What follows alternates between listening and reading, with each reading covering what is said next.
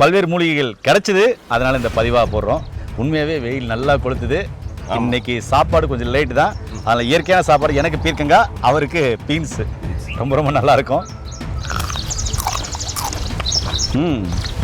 இப்படி கலந்தா கொஞ்சம் அல்வா மாதிரி வந்துடும். இதை தான் வந்து குழந்தைங்களுக்கு லூஸ் மோஷன் போது பேதி ஆகுதுன்னா பெரியவங்களுக்கும் கொடுப்பாங்க. பேதியை ஸ்டாப் பண்ணக்கூடிய ஒரு அருமையான மூலிகை தான் இந்த ஆரோட்டு, அக்ரூட்டுன்னு சொல்லக்கூடிய இந்த அரோட்டா மாவு செடி. இதை வந்து நம்ம அந்த வேரை வந்து மடக்கி சுற்றி ஒரு பப்பு மாதிரி ரெடி பண்ணி உடம்பு குளிக்கிறதுக்கு நார் மாதிரி தேய்ச்சி அதுக்கு பயன்படலாம். அந்த கற்றாழை நாற்றம் வேர்வை நாற்றம்லாம் எடுக்கும். இது அந்த மாதிரி ஒரு சிறந்த மூலிகை தான். சூப்பர். இயற்கையை மருந்து சேனலுடைய மேலும் பல பதிவுகளை தெரிந்து கொள்ள இந்த சேனலை சப்ஸ்கிரைப் செய்யவும், பெல் பட்டனை அழுத்தவும். மேலும் மருத்துவரின் ஆலோசனை பெற இந்த வீடியோவில் உள்ள எண்ணிற்கு தொடர்பு கொள்ளவும். இயற்கை மருந்து நேயர்களுக்கு வணக்கம். நம்முடைய அருகில் பாரம்பரிய சித்த வைத்திய மதிப்புக்குரிய செம்மனையா இருக்காரு. இன்றைக்கி கஞ்சி வைத்தியர் ஐயா தோட்டத்தில் இருக்கும். அக்ரூட் மூலிகை இருக்குது, அதே மாதிரி நார்மல் சோத்துக்கத்தாழை, செங்காற்றாழை இருக்குது, அதுக்கப்புறம் பீர்க்கங்காய் இருக்குது, நிறைய மூலிகைகள் இருக்குது, அதுக்கப்புறம் பீன்ஸ் எல்லாம் வச்சுருக்காங்க. சரி, இதை பற்றி நான் முழுமையான தகவல் இந்த வீடியோவில் பார்க்கலாம் வாங்க. ஐயா வணக்கம். ஐயா வணக்கம் சார். ஐயா அக்ரூட் மூலிகை பாருங்கள் இங்கே இருக்குது. ஆமாம், இதுதான் அக்ரூட் மூலிகையா? ஆக்ரூட்னு சொல்லுவாங்களா? ஆக்ரூட்டு. இது என்ன மாவுன்னு சொல்லுவாங்க? கிராமத்தில் அரவட்டி மாவுன்னு சொல்லுவாங்க. அரவட்டி மாவுன்னு சொல்லுவாங்களா? ஆமாம், அதனுடைய மூலிகை இது. பேதி போடுறது நிப்பாட்டும். சரிங்க ஐயா. அடுத்தது பார்த்தீங்கன்னாக்கா இங்கே சாதாரண கத்தாழை இருக்குது, குமரி கற்றாழை இருக்குது. அதுக்கப்புறம் இங்கே பார்த்தீங்கன்னாக்கா பீர்க்கங்காய் அப்படியே கொத்தாக தொங்கிட்டு இருக்குது. பீர்க்கங்காய் நிறைய மருத்துவ குணங்கள் இருக்குது. அடுத்தது இங்கே செங்கற்றாழை இருக்குது. இது பாருங்கள், இதுதான் செங்கற்றாழை. அறுத்துட்ருக்காங்க, ரெட் ஆகிட்டுக்குது. செங்கற்றாழை இருக்குங்க. இதுவும் ஒரு அற்புதமான மூலிகை. ஆனால் பீன்ஸ் எல்லாம் இருக்குது. ஐயா சொல்லுங்கள் ஐயா, இந்த மூலிகை பற்றியெல்லாம் சொல்லுங்கள் ஐயா. இந்த ஆரோட்டுன்னு சொல்கிறக்கூடிய அரோட்டா மாவுன்னு சொல்லுவாங்க கிராமங்களில். இப்போ இதை நம்ம பிடிங்கி எடுக்கும்போது கீழே வந்து ஒரு கிழங்கு இருக்கும். அந்த கிழங்கு பார்த்தீங்கன்னா வெள்ளை கலராக இருக்கும். அந்த கிழங்கு வெள்ளை கலராக இருக்கும். அதை காய வச்சு பவுடர் பண்ணி தான் நம்ம கடையில் வந்து அரோட்டா மாவுன்னு சொல்லி வைப்பாங்க. பேக்கெட்டில், சின்ன பேக்கெட்டில் ரொம்ப நைஸாக இருக்கும் அந்த பவுடரு. அதை கொஞ்சம் தண்ணி கொதிக்க வச்சுட்டு இதை கொஞ்சம் தண்ணியில் கலக்கி அதில் விட்டு இப்படி கலந்தா கொஞ்சம் அல்வா மாதிரி வந்துடும். இதை தான் வந்து குழந்தைங்களுக்கு லூஸ் மோஷன் போது பேதி ஆகுதுன்னா பெரியவங்களுக்கும் கொடுப்பாங்க. பேதியை ஸ்டாப் பண்ணக்கூடிய ஒரு அருமையான மூலிகை தான் இந்த ஆரோட்டு, அக்ரூட்டுன்னு சொல்லக்கூடிய இந்த அரோட்டா மாவு செடி. இது வந்து இதுக்காக ரொம்ப பயன்படும். அடுத்து கை கால் வீக்கம் வருதுல்ல, அந்த வீக்கத்துக்கும் மஞ்சளை இதையும் சேர்த்து இந்த பொடி, இந்த கிழங்குனுடைய பொடியை பத்து போடலாம், பச்சையாகவும் அரைச்சியும் போடலாம். அந்த மாதிரி வேலை செய்யக்கூடிய ஒரு அருமையான மூலிகை. ஓ ஓகேங்க ஐயா. ஐயா அது பக்கத்தில் வெட்டி வேறு மாதிரி இது ஒரு வேறுன்னு சொன்னாங்கல்ல? ஆமாம். அது என்ன மூலிகை? அது நான் சொல்லவே இல்லை பாருங்களேன். ஆமாம், இது என்ன மூலிகை? இது ஒரு வெட்டி வேறு. இது நல்லா வாசனை வருது. ஆமாம், வாசம் வரும். வெட்டி வேரில் இது ஒரு ஸ்பெஷல் ஐட்டம். இது வாசம் வெட்டி வேறு. இது வந்து இந்த தைலங்கள் செய்கிறது இதுக்கெல்லாம் ரொம்ப யூஸ் ஆகும். இந்த சென்ட்டு தைலம் அந்த கம்பெனிக்காரங்க இதை எடுத்து யூஸ் பண்ணுவாங்க. ரெண்டாவது இந்த வேரை வந்து நம்ம வெட்டி வேறு மாதிரியே தண்ணியில் போட்டு குடிக்கலாம்.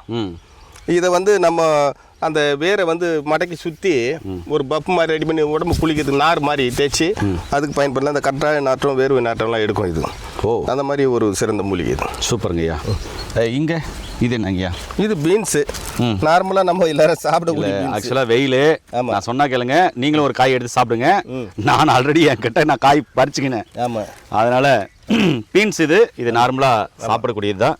ஐயா இது சொல்லுங்க ஐயா, இந்த கத்தாழை. இது நார்மலான நம்ம வீட்டுங்களாண்ட வைக்கக்கூடிய. இதில் என்ன மருத்துவ குணம் இருக்கு? கற்றாழை. இது வந்து பார்த்தீங்கன்னா கற்றாழை வந்து ஒரு மிக சிறந்த மூலிகை. எல்லா மருத்துவமும் இதில் இருக்குது.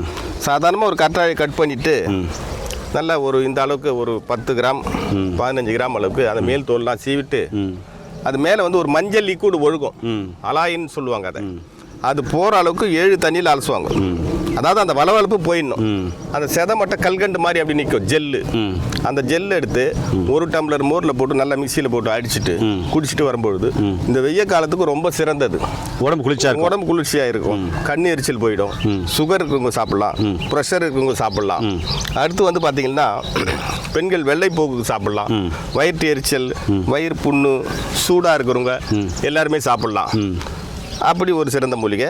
அடுத்து பார்த்தீங்கன்னா அதே அளவுக்கு ஒரு பீஸ் கட் பண்ணிட்டு நல்லா அழைச்சிட்டு தலையில் போட்டு நல்லா தேய்க்கணும்.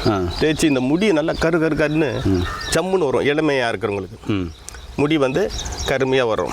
அடுத்து முடி கொட்டாது, பொடுகு போயிடும், முடி நரைக்காது, மூளை நல்லா ஆரோக்கியமாக வேலை செய்யும், மூளைக்கு குளிர்ச்சி கொடுக்கும்.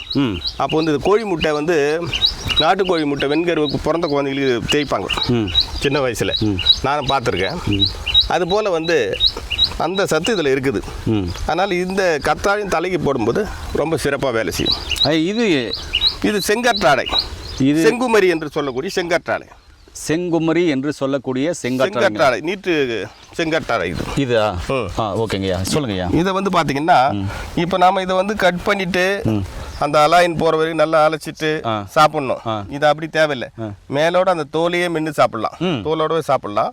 ஏன்னா அதில் வந்து அந்த இது லிக்விட் தன்மை இதில் கிடையாது, ஒரு எரிசக்தி தன்மை இதில் இல்லை. நல்லா அந்த முள்ளை மட்டும் சீவி எடுத்துட்டு ஆமாம் மேலே தண்ணியில் லேசாக அழைச்சிடணும், மண்ணுக்குன்னு இருக்குல்ல அழைச்சிட்டு அப்படியே தோலோட சாப்பிட்லாம். ஆமாம், இதை விட கூடுதலான சத்து இதில் கிடைக்கும். என்ன நேர்களே, வெற்றி வேறு போல உள்ள ஒரு அற்புதமான நறுமணம் உள்ள ஒரு மூலிகை.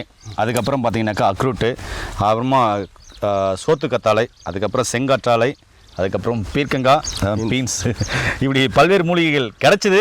அதனால் இந்த பதிவாக போடுறோம். உண்மையாகவே வெயில் நல்லா கொளுத்துது.